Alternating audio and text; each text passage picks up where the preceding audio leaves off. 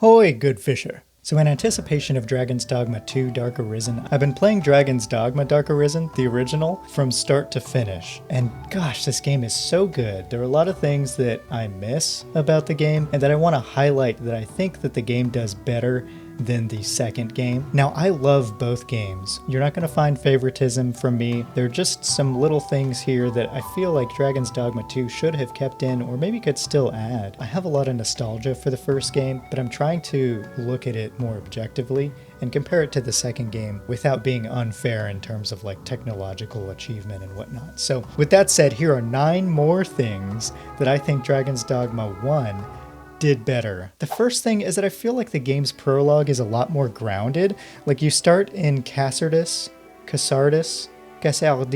whatever you want to call it. You start in Casardis and it's your home. Your cousin lives there. You're a good fisher just like everybody else. It starts with you being like, oh, hey cousin, how's it going? You know, just walking down the street, living a normal life, and then the dragon attacks and all that. But it's your home.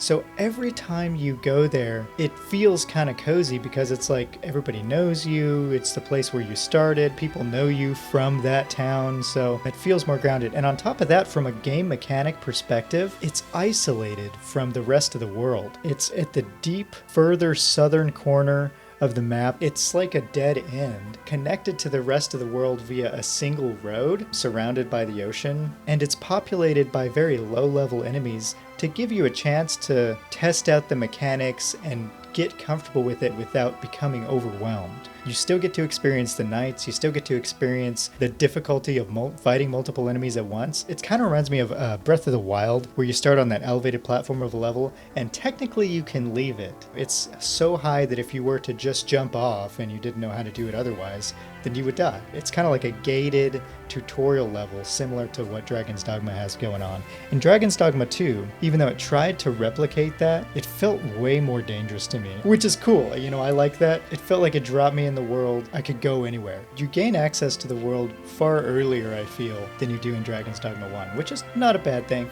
I just feel like in DD1 it's a lot more grounded. Now the second thing is that there's so many combinations of items. There's so many items in the world. It seems like in DD2 I reached the end of the recipe book far sooner than I did at DD1. And there are also other items that I really miss, like group curative items, I think someone mentioned in my other video. Items that will heal or affect your entire group at the same time. Those are missing from Dragon's Dogma 2. Where are those? And then on top of that, the buff items, there were like these crystal orbs that you could pick up that would temporarily increase your health or your magicka or your strength by a large amount so that you could feel more confident going into a boss battle that you were having a hard time with. Or there were even the parry apps, you know, the magical parry apps. Those are nowhere to be found, but maybe they'll be introduced in Dark Arisen 2, who knows. But yeah, there were so many combinations of items. I felt like it was further fleshed out than it was in Dragon's Dogma 2. Point number 3 is I miss the healing springs. You got the hot springs in Dragon's Dogma 2, but there were 2 healing springs from Dragon's Dogma 1, and you would go there, you walk in the water, and it would heal any of the chip damage that you received that reduces your health bar, would be restored when you walked into the spring, and it felt so good. I would use a port crystal and put it at one of the healing springs so that I could go there without having to go to an inn and rest. It was one of my favorite things to do. In Ghost of Tsushima,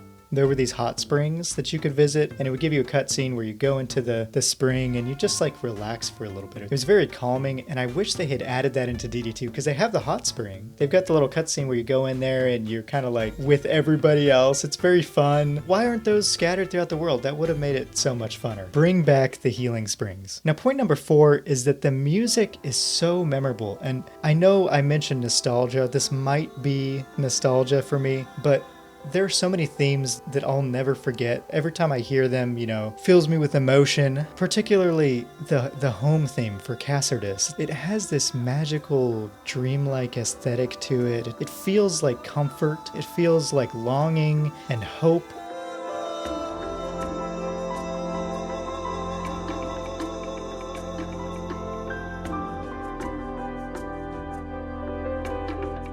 And it's just such a beautiful, it also has like a little bit of sadness to it. I love it. And then of course the menu music and the menu itself. I mean, you open the menu, it's got like the silhouette of the dragon on the background. There's like these flames and embers when you interact with the menu and you select things, and it's got this like foreboding nature to it.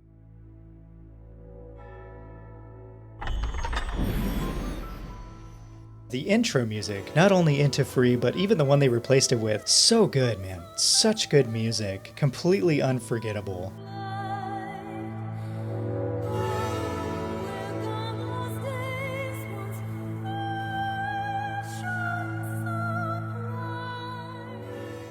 And even the combat theme, it fills me with a sense of dread. It's got this creepiness to it.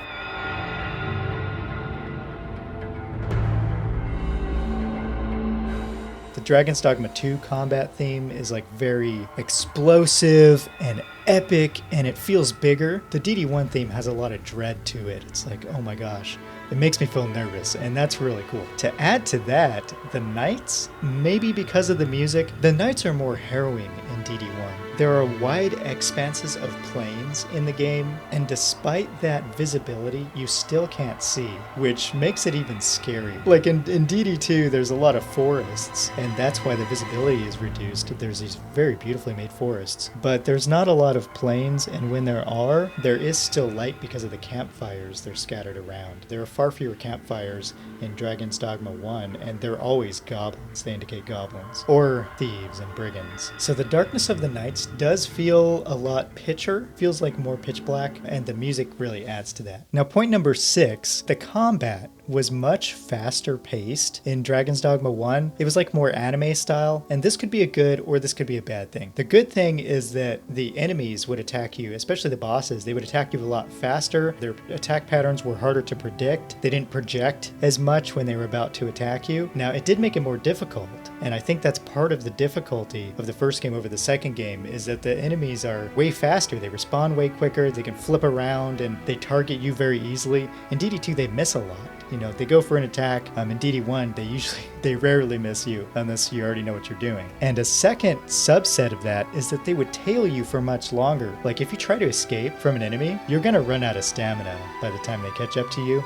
You really have to run a far ways away for them to stop tailing you in DD1. In DD2, you can keep running, you can run through enemies, you can get away from them much more easily. Now, point number 7 that a lot of people mentioned that I also agree with is that the NPC dialogue was more whimsical. It felt like you were entering into a Shakespearean play where there's a lot of humor, a lot of maybe overacting a little bit going on, but it was so memorable and authentic in that way. It was much funner. Here's a couple examples. So the dragon flies about, heading where it will, laying waste to any land unfortunate enough to fall under its shadow.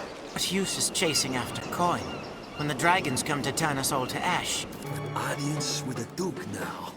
You've become quite the lordling. Impressive, really. Damn me, your sophistry! The word neighbor sours on your forky tongue. 'Tis a blessing to see you back, yet, in truth, my thoughts of late fill me with dread. I fear you are drawn into events far bigger than yourself. I don't think the story was any better than Dragon's Dogma 2. I think they're both pretty good and also a little weak at the same time. But the wackiness, that's why I love the first game. It was so wacky. The salutations! Talisman! Marie!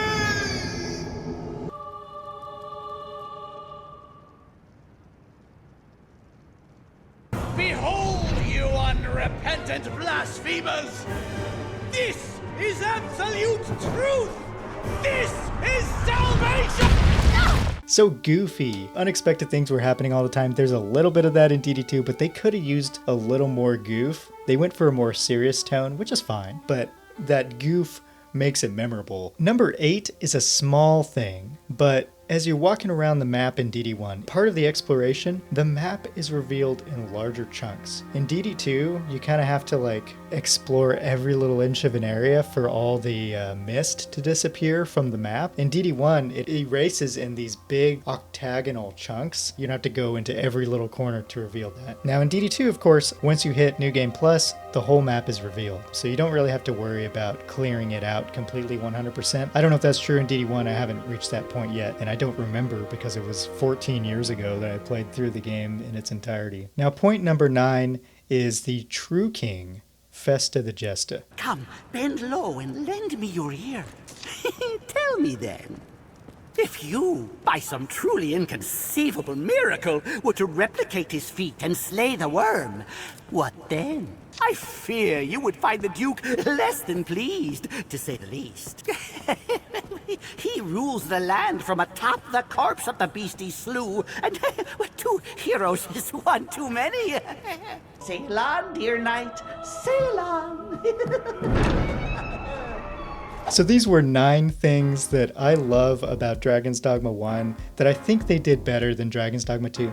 Let me know what you think. Now I have another video queued up for DD2 because I'm playing them side by side now, and there are so many things that I love about each game. Look forward to that one, but thanks for watching, be kind to one another, go play a good game, and trade towns can make you right sick of crowds.